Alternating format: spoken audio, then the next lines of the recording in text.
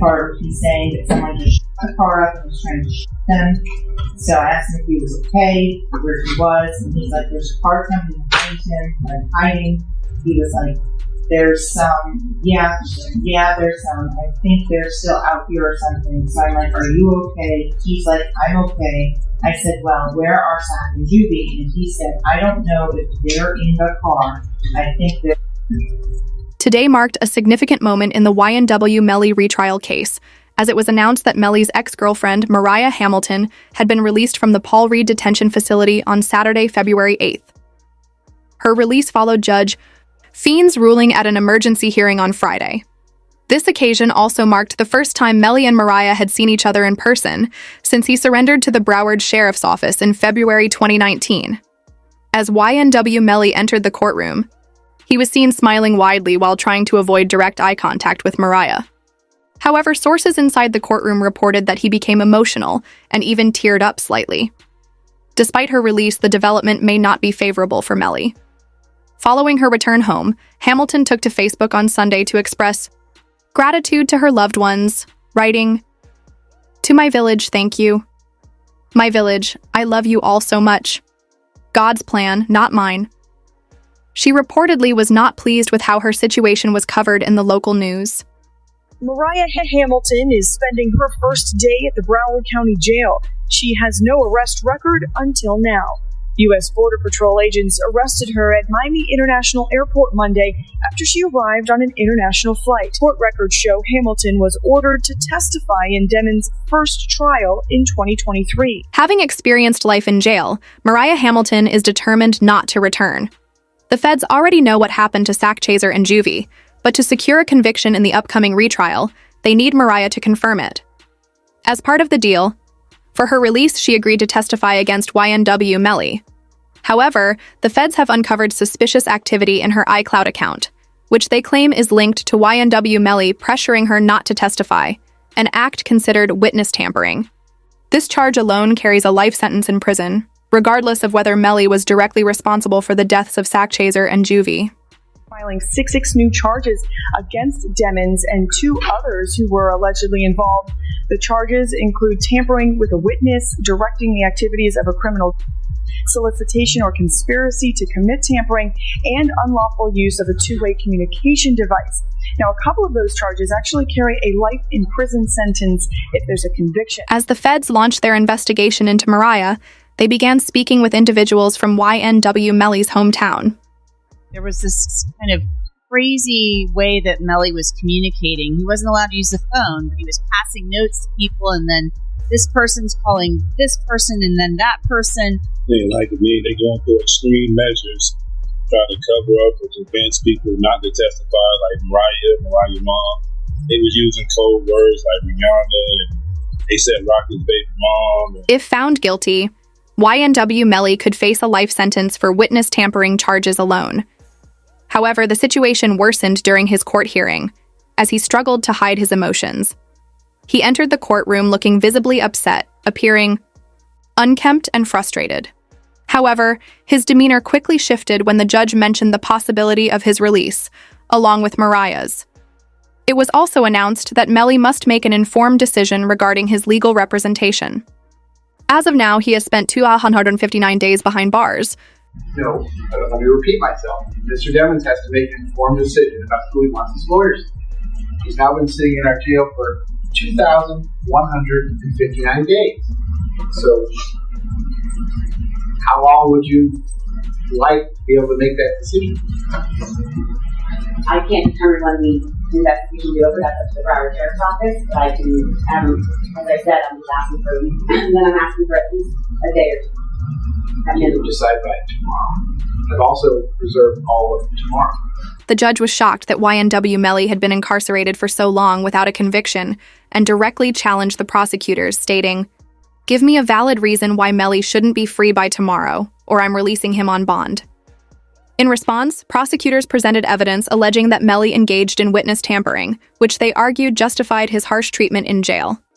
This claim aligned with statements from Melly's mother, who previously revealed in an interview that her son had been denied access to a phone and was not even allowed to read his own mail while behind bars.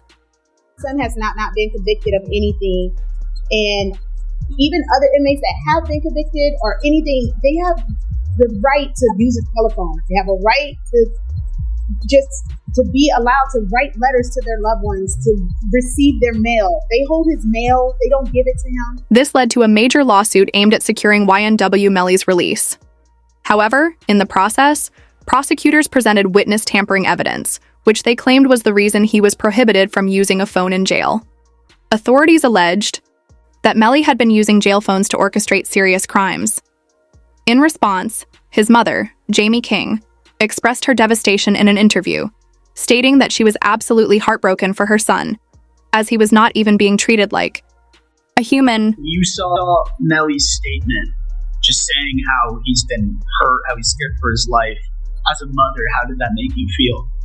It's heartbreaking. It made me feel completely helpless. Broward Sheriff's Office definitely needs to be investigated. I mean, they are making up their own rules. We've tried to go to court about this situation. The judge really doesn't have any jurisdiction when it comes to the jail, because we actually had a hearing about the mistreatment of him, and the jail they make their own rules. And I don't think that's fair, because I know that they need to answer to someone too. But things took an even darker turn when, at the same time, the feds raided YNW Bortland's home, uncovering even more evidence. Inside a suitcase, they found a piece of paper where Bortland had allegedly drawn sketches of all the jurors from Melly's original trial, along with detailed descriptions of their appearances. Authorities later announced the discovery, releasing images of the alleged notes found during the raid on YNW Bortland's home. Melly's co-defendant YNW Bortland was booked into a Miami jail Monday night and is being held behind bars on an out-of-county warrant. We just confirmed the warrant is out of Broward County for witness tampering.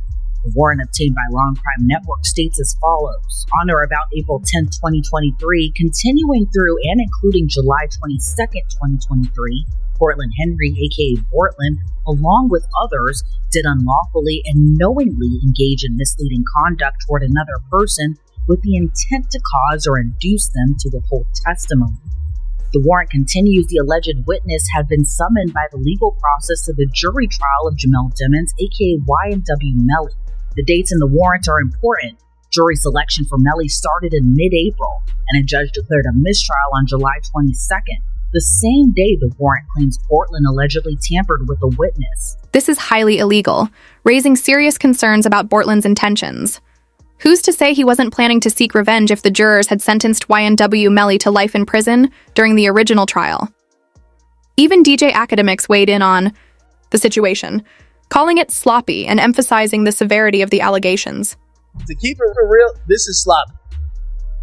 Bortland, how the f*** you gonna have the notebook of the jurors in your house? Holy shit! Like, come to fun. It's like doing them and having the surveillance tape in your DVD player or something like that. You know what I mean? Like, come on, bro. Like they raid your crib and the surveillance footage of them is in your DVD player. Like, oh, okay, thank you, brother. This can't be at your crib. Even Mui became entangled in the situation, claiming that authorities were doing whatever they wanted to YNW Melly, whether legal or not. He suggested that, regardless of Melly's actual involvement, they were determined to pin everything on him to ensure he remained behind bars for well over the 2,159 days he had already spent in jail. They want you. They want you. I knew they wanted him bad when they waited for that law to get passed. Yeah, he was in jail for 2 years, 3 years? Yeah, they could have been took you to trial. You're right. They waited till that law got passed and took him to trial a couple months later. They don't see how he didn't get a bond after this trial. Yeah. That made me like, God damn. Yeah. This is where social media and the rap industry erupted, with even Charleston White weighing in. He stated that YNW Melly should be treated like any other inmate in jail, with no special privileges just because he's a famous rapper. He went on to encourage viewers to show their support by liking the video. Meanwhile, the YNW Melly case continued to stir intense debate across platforms. The YNW Melly, I'm so happy he in jail getting mistreated. Yeah, I'm so happy he in jail getting mistreated, homie. Homie, when you take a life, homie, you ain't got a right to complain about a motherfucking thing about being mistreated.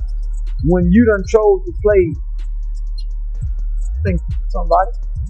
To boost YNW Melly's chances of being released, his lawyers presented counter evidence from the original trial.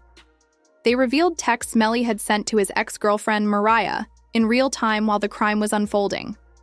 Additionally, GPS data tracked Melly running from the scene, showing him fleeing down the street and hiding in a bush, which they argued could support his defense.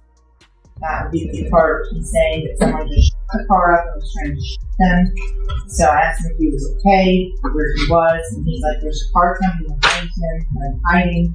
He was like, there's some, there's some, I think they're still out here or something. So I'm like, are you okay? He's like, I'm okay. I said, well, where are Zach and Juby? And he said, I don't know if they're in the car. I think they're... The GPS evidence further supported Melly's defense, confirming that he was being chased by a car with rival street members inside. In a surprising turn, the prosecutors were forced to admit to the jury that no firearm had ever been found, which made it slightly more plausible that the incident could have been a drive-by, as YNW Melly had previously explained.